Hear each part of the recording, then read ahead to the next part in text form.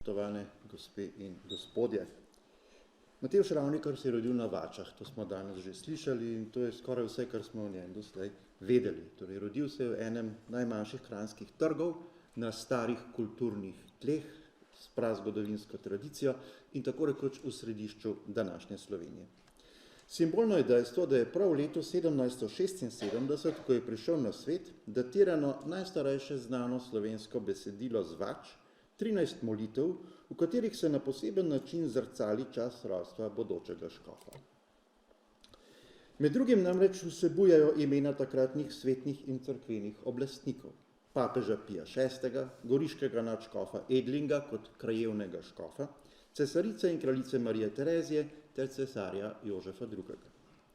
Ni znano, da bi Ravnikar za razliko od generacije mlajšega Antona Martina Slomška sam napisal karkoli o svoji mladosti, morda me boste demantirali, karkoli o svoji družini in rodu, je pa svoji okolici o tem vsekakor pripovedoval. Najzgodnejše objavljene podatke prinaša kratek škofov življenjepis, ki ga je v italijanskem prevodu iz nemščine najdemo v tržaškem časniku Listrija dobro leto po Ravnikarjevi smrti. Kot beremo, je bil pokojni škof edinec revnih staršev, ki niso premogli drugega, kakor hišico in malo zemlje, oče pa se je ukvarjal še s krojaštvom. Mati se nikakor ni mogla odločiti, da bi svojega edinca na prigovarjanje kaplana Štendlerja pustila v ljubljanske šole, kjer bi nanj prežale nevarnosti mestnega življenja. Medtem ko oče, ki je bil temu bolj naklonjen, za sinovo šolanje ni imel sredstev. Ko je pomoč ponudil omenjeni kaplan, naj bi oče Matevža lepega dne brez materine vednosti odpeljal naravnost v Ljubljano. Avtor nemške predloge tega besedila je bil Jožef Kovačič, Ravnikarjev kaplan v Trstu, ki je pozneje leta 1858 v drobtinicah objavil škofov razširjen življenjepis s še več podrobnostmi, za katere je izvedel od škofa oziroma jih je poznal iz osebnih izkušenj. Nekaj zanimivih in dragocenih podatkov o Matevžu Ravnikarju, njegovi mladosti na Vačah in poznejših stikih z rodnim krajem je leta 1890 ob 45-letnici škofove smrti in odkritju spominske plošče na mestu njegove rojstne hiše prispeval tudi njegov sorodnik, šolnik Jernej Ravnikar, in sicer na podlagi družinskega izročila. Prav ta škofov daljni sorodnik nam je edini posredoval dekliški priimek Ravnikarjeve matere Neže Lavtar. Kot je opozoril sam, priimka ni v vpisu Matevževega krsta v krstni matici župnije Vače. Ker v vaški župniji tedaj še niso vpisovali priimkov mater krščancev, beremo samo, da je bil Matevž sin Tržana Jurija Ravnikarja in njegove žene Neže z Vač hišna številka 30. Kot krščevalec je vpisan kaplan Ignac Luzner, kot krstna botra pa Tržan Matija Požaršek in njegova žena Uršula. Datum 20. september 1776 se skoraj brez dvoma nanaša na datum krsta, ne rojstva, kot je obveljalo v literaturi, pri čemer je med rojstvom in krstom minil kvečjemu kak dan. Vaška krstna matica ne pozna nobenega drugega otroka zakoncev Ravnikar, tako da Matevž ni bil samo njun edini preživeli, ampak sploh edini živorojeni otrok. Spoznanje ne preseneča, če vemo, da je bilo materi ob poroki najmanj 33 let in da je Matevža rodila v svojem 38. letu. Opozoriti kaže na relativnost oznake Matevža Ravnikarja kot sina kmečkih staršev, kar se venomer ponavlja. Na svet namreč ni prišel v klasični kmečki družini, kakor denimo njegova sodobnika, škofa Pavlič in Slomšek. In čeprav je bil po socialnem položaju kmečki otrok in po pravnem podložniški, mu je zibavka vendarle tekla v trgu, da si ravno majhnem in ruralnem, njegov oče pa je imel status Tržana. O Ravnikarjevem rodu ni bilo doslej znanega ničesar razen imen staršev. Njuno identiteto in krajevni izvor bi razkril vpis poroke, vendar je v vrsti poročnih matičnih knjig vaške župnije vrzel, ki se začenja dobrih 5 let pred Matevževim rojstvom. Do podatka Jerneja Ravnikarja, da se je škofova mati pisala Lavtar, je bilo sicer mogoče priti tudi po drugi, bolj vijugavi poti. na podlagi podatkov, da sta leto dni pred Matevževim rojstvom oziroma 7 let po njem na isti hišni številki umrla ostarela zakonca Lavtar, 66-letna Neža in 80-letni Jernej, ki sta imela hčer Nežo, in to je bila škofova mati. Kot je zapisal Jernej Ravnikar, je bil škofov rodni dom majhna pritlična hišica, kar potrjuje franciscejska katastrska mapa iz leta 1826, prva natančna tlorisna upodobitev Vač, nastala natanko pol stoletja po Matevževem rojstvu. Ravnikarjeva hiša s številko 30 in tudi parcelno številko 30 je tako kot dobri 2/3 hiš v trgu prikazana kot zidana. Bila je podpovprečne velikosti, a s skromnim lesenim gospodarskim poslopjem, ki ga dobra polovica domov ni premogla. Stala je na vzhodni strani Vač in bila za razliko od svoje današnje naslednice, ki s pročeljem gleda na cesto, obrnjena proti ozki gasi med cesto in tržnim prostorom pred župnijsko cerkvijo svetega Andreja. Ko so škofovo spominsko ploščo pred nekaj leti prestavili z južne strani pročelja sedanje hiše na severno stran, se je dejansko znašla na bolj pravem mestu, nad streho nekdanjega Ravnikarjevega rodnega doma. Velikosti Ravnikarjeve posesti, ko je na njej gospodaril škofov oče Jurij, ne poznamo, a lahko sklepamo, da ni bila bistveno drugačna kot leta 1826, ko je obsegala nekaj manj kot 6 oralov ali dobre 3 hektarje. Trg Vače, kamor se je škofov oče priženil in zagospodaril na ženinem domu, pa je bil stoletja eden najmanjših kranjskih trgov. Sredi 18. stoletja je premogel morda 40 domov. Po uvedbi hišnih številk leta 1770 je bilo teh 44 in po franciscejskem katastru dobrega pol stoletja pozneje 4 številke več, 48. V gospodarskem pogledu je Vače mogoče označiti kot tipičen tržec z utečenimi sejmi in obrtniki, ki so z osnovnimi obrtnimi storitvami zadovoljevali potrebe lokalnega prebivalstva. Po terezijanskem katastru iz srede 18. stoletja se je z neagrarno poklicno dejavnostjo ukvarjala dobra polovica posestnikov. V zgodnjih 30 letih 19. stoletja pa niti ena družina ni živela zgolj od obrti. Vačani so bili vsi razen kakšnega župnijskega kajžarja podložniki gospodstva Lebek s sedežem na poldrug kilometer oddaljenem gradu in od prve polovice 18. stoletja v dvorcu Ponoviče niže ob Savi, potem ko sta se lebeška in ponoviška posest združili v eno gospodstvo. Temu je na Vačah sredi 18. stoletja pripadalo 34 podložnikov, tako imenovanih oštetarjev, od katerih jih je velika večina premogla po en oštat, kar je ustrezalo tretjinski kmetiji.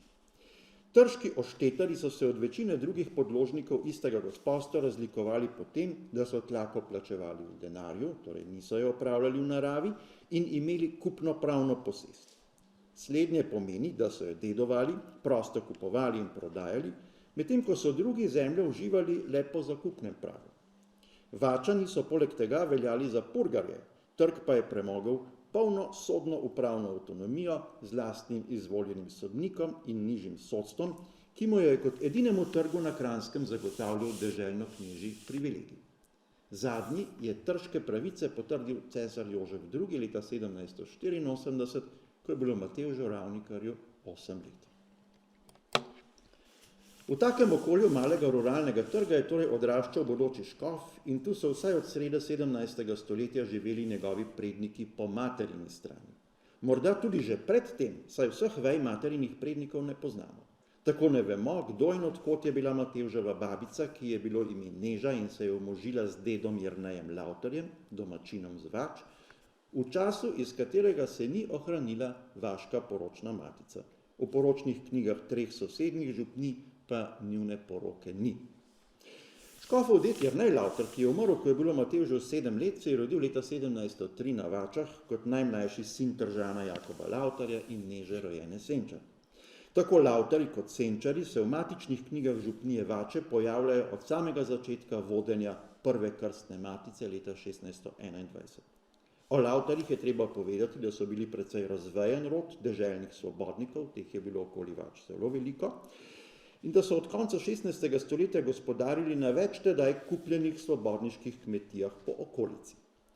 Ker so v matice v zgodnejši dobi zelo neredko opisovali kraje, zelo neredno opisovali kraje, se opravičujem, ne vemo natanko, kateri Lavtar in kateri Senčar sta se prva naselila na Vačah.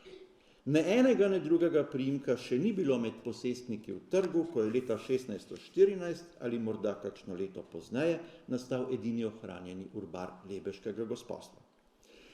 Najstarejši identificirani prednik Matevža Ravnikarja na Vačah je bil njegov prapradet Urban Lavtar, ki je prvič izpričan sredi 17. stoletja.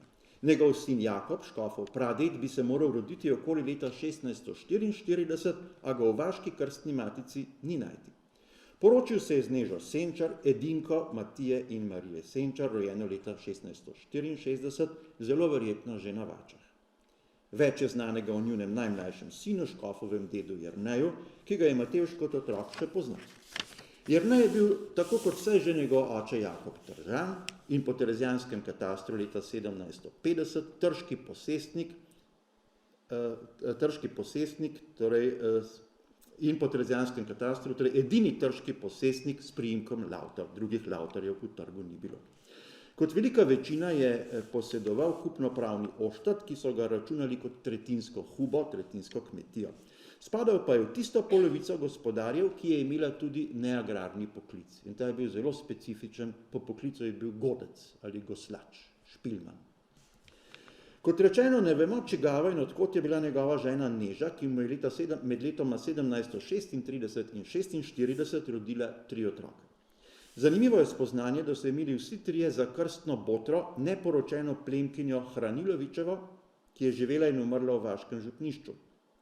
Za krstnega botra pa duhovnika, kar kaže na povezanost družine s cerkvijo, morda celo na sorodstveno vez matere Neže s kaplanom Andrejem Kaplanom ali Koplanom, doma iz Dobrepolja, ki je botroval obema Lavtarjevima hčerkama, škofovi materi že potem, kar je pomenljivo, ko ga ni bilo več na Vačah, ampak je postal prvi župnik v bližnjih Kresnicah.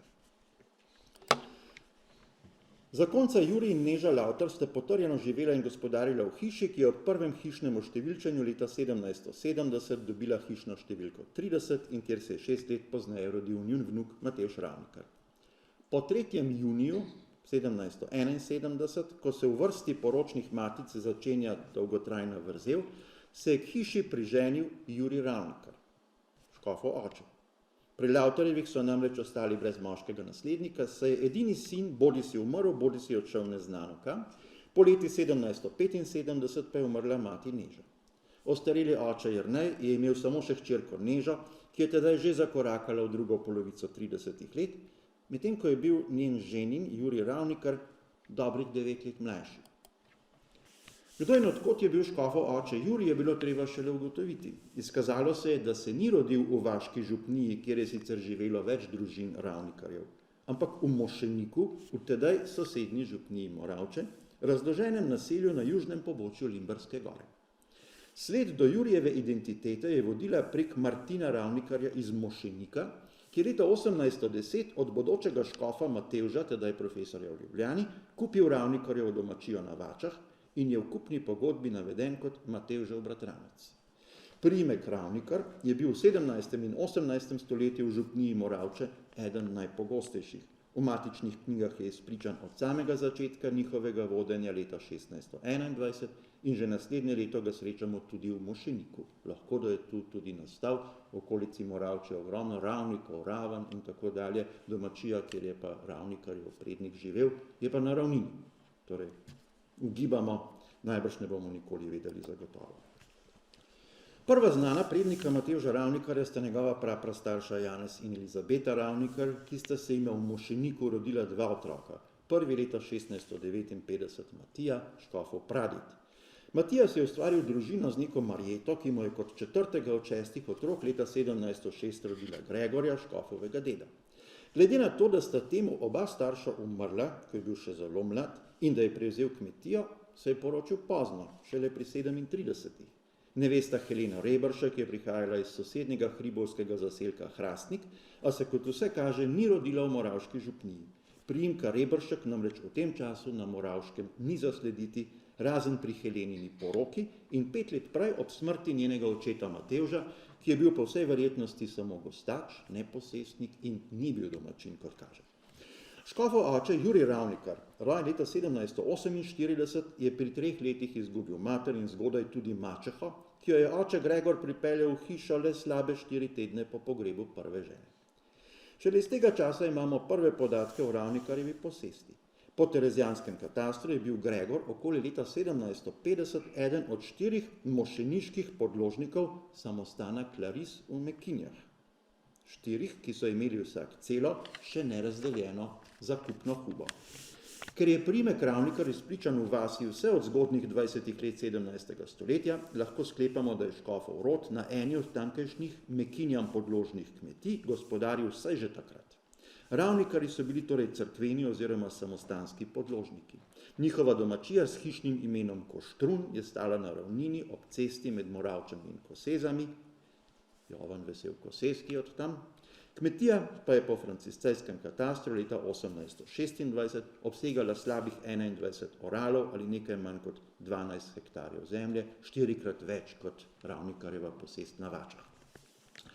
Glavni razlog, da posesti ni prevzel škofov oče Jurij, ampak njegov 4 leta mlajši polbrat Luka, gre iskati v pravnem statusu posesti mekinskih podložnikov. Njihove kmetije so bile namreč zakupne, čeprav jih je samostan redno podeljeval potomcev gospodarjev, kot piše v terezijanskem katastru. Gospodarji zakupne posesti so praviloma poskrbeli, da jih je nasledil najmlajši sin ali hči, ker se je s tem podaljšala dolžina zakupa, podeljenega za eno ali več življenj. Luka Ravnikar, ki mu je bilo ob poroki leta 1771 manj kot 19 let, se je poleg tega potrjeno oženil pred 4 leta starejšim polbratom Jurijem, škofovim očetom. Jurij se je nato razgledal po potencialnih nevestah, katerim bi se lahko priženil, in je najpozneje čez 5 let pristal pri 9 let starejši Vačanki Neži Lavtar, dedini kupnopravnega Oštata v rodnem trgu Vača.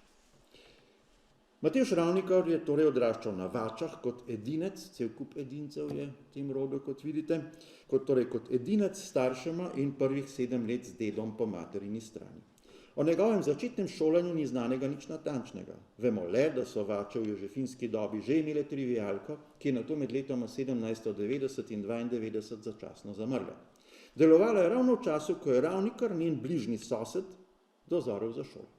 Vsekakor še preden je na Vačah služboval kaplan Štendler, ki je opazil fantov dar in o katerem škofov življenjepisec in sorodnik Jernej Ravnikar pravi, da se je po malem pečal s šolskim poukom. V literaturi se vse skozi ponavlja napaka, da je bilo Štendlerjevo ime Jurij, a se je v resnici imenoval Georg Gregor. Odtot napaka. Na Vačah je kaplanoval le 2 leti, med letoma 1789 in 1791, ko mu je bilo dobrih 40 let. Prihajal je iz Baške grape, iz nemškega Ruta, odtot nemški priimek. Nazadnje pa je služboval kot ekspozit na Primskovem pri Kranju, kjer ga je Matevž Ravnikar po Kovačičevih besedah obiskoval do smrti leta 1814. Po odhodu v ljubljanske šole je Matevž ostal povezan z rodnim krajem vse do konca. Kot je zapisal Jožef Kovačič, je rad obiskoval domači trg, kjer je vsake šolske počitnice preživel nekaj časa, še posebej dokler je živela njegova pobožna mati. Mati, ki jo je imel srčno rad. Večkrat je na Vačah tudi pridigal in ljudje so ga radi poslušali. Toda nove maše leta 1802, tako kot Slomšek, vendarle ni pel v domači cerkvi, ampak v ljubljanski stolnici. Starši so sicer želeli drugače, a jih je skromni sin po Kovačičevem pričevanju pregovoril, citiram, ker vejo, da je on neprijatelj vsake truše. Ker je Ravnikarjev edinec postal duhovnik in profesor in ni bilo misliti, da bi se še kdaj vrnil živeti v rodni trg, je bilo treba najti drugega gospodarja domačije, ki bo obenem poskrbel za duhovnikove ostarele starše. Kot spričuje zemljiška knjiga Gospodstva Ponoviče, je posest Jurija Ravnikarja, 3. del Hube na Vačah, en Oštat, v vrednosti 250 goldinarjev, najprej prešla leta 1804 z izročilno pogodbo na Valentina Zupančiča z bližnjih Vrtač. 3 leta pozneje, 1807, prav tako z izročilno pogodbo na Matevža Ravnikarja, profesorja v Ljubljani, in čez 3 leta, 1810, s prodajno in izročilno pogodbo na Martina Ravnikarja. Prvi prevzemnik, mladi Valentin Zupančič, ki je bil mimogrede moj daljni sorodnik, je namreč od pogodbe po slabih 3 letih odstopil in vrnil kupnino. Tako je za dobri 2 leti postal lastnik Matevž, dokler niso našli novega gospodarja in sicer med očetovim sorodstvom. Ravnikar je vino je za 250 goldinarjev kupil Matevžev popoli bratranec Martin Ravnikar iz Mošenika, ki se je zavezal skrbeti za ostarela zakonca Jurija in Nežo do njune smrti. Pri hiši je tako še več generacij ostal priimek Ravnikar in tudi eden od Martinovih vnukov, Jakob Ravnikar, starejši brat šolnika in škofovega življenjepisca Jerneja, je postal duhovnik. Posvečen je bil v Trstu, ko Matevža ni bilo več med živimi, in je do smrti služboval v hrvaški Istri. Jernej je med drugim zapisal pričevanje stare hišne rojenke, ta je bila pa tržaška najdenka, neka Treza, da je Matevž Ravnikar zadnjič obiskal Vače, ko mu je leta 1820 umrla 82-letna mati. Sporočilo o njeni bolezni je prejel prepozno, da bi jo še našel živo in tedaj ne bi bridko in neutolažljivo jokal. Ni povsem gotovo, kdaj po materini smrti je vzel k sebi očeta Jurija, ali še ko je služboval v Ljubljani, ali potem, ko je bil leta 1827 imenovan za svetnika pri primorskem guberniju v Trstu. Vsekakor pa najpozneje tisto leto, 1827, ko je zaradi skrbi za očeta odklonil ponujeno mesto škofa v galicijskem Tarnovu. Očetove besede, moj Matevž bo še kdaj škof, ki naj bi jih izrekel pred Vačani, ko je sina peljal v Ljubljano v šolo, so se uresničile leta 1830, ko je bil imenovan za prvega škofa Združene tržaško-koprske škofije. Jurij Ravnikar je ostal pri sinu v Trstu do smrti v 94. letu starosti, leta 1841, le 4 leta in pol pred Matevževim odhodom v večnost. Kot ga opisuje Kovačič, je bil zveden in kratkočasen mož. Zadnja leta bolehen in nekoliko pozabljiv. Tako Kovačič kot Jernej Ravnikar sta zapustila pričevanji, da je jedel s sinom škofom pri isti mizi. Matevž ga je iskreno ljubil in se ga ni sramoval, čeprav je stari Jurij sedel ob njem v kmečki kamižoli. Odkar je Matevž vzel k sebi očeta, ni imel na Vačah nobenega bližnjega sorodnika, če izvzamemo bratrančevo družino, ki je živela na njegovem nekdanjem domu. Bil je namreč edinec, brez bratov in sester, tako kot je brez sorojencev ostala njegova mati, ki je bila za razliko od očeta domačinka. Kljub temu je Ravnikar tudi kot škof ostajal tesno povezan z Vačami in to ne le v duhu, ampak kot dobrotnik rodnega trga, župnije in širšega sorodstva, zaradi česar je še danes trdno zasidran v kolektivnem spominu domačega okolja. Po velikem požaru v trgu leta 1834 je izdatno prispeval za gradnjo nove župnijske cerkve svetega Andreja. Kot je zapisal Jernej Ravnikar, naj bi poleg tega dal na lastne stroške postaviti enonadstropno hišo na mestu svojega pogorelega rodnega doma, kjer je tedaj gospodaril njegov popoli bratranec Martin, Jernejev ded. Ta je s svojim sinom Martinom mlajšim škofa vsaj enkrat obiskal v Trstu. Nenazadnje je škof Ravnikar Vače in Vačane bogato obdaroval svojo poroko. Ker bo ta predmet drugega referata, se bom za konec samo dotaknil. Čeprav je na smrt bolni škof 3 tedne pred smrtjo spremenil prvotno oporočno odločitev, da postane glavni dedič njegovega premoženja župnijska cerkev na Vačah in je namesto te imenoval za glavnega dediča še neobstoječi sklad za bolne in pomoči potrebne prebivalce svoje škofije, je imelo to le neznatne posledice. Skoraj vso zapuščino je namreč razdelil v obliki volil, pri čemer so največ, skoraj polovico, v takšni ali drugačni obliki dobili trg Vače, Vaška župnija in škofovi sorodniki, tako po očetovi kot po materini strani. Jernej Ravnikar je 45 let pozneje upravičeno zapisal, citiram, ta prekrasna oporoka govori jasno, kako ljudomilega srca je bil škof Ravnikar.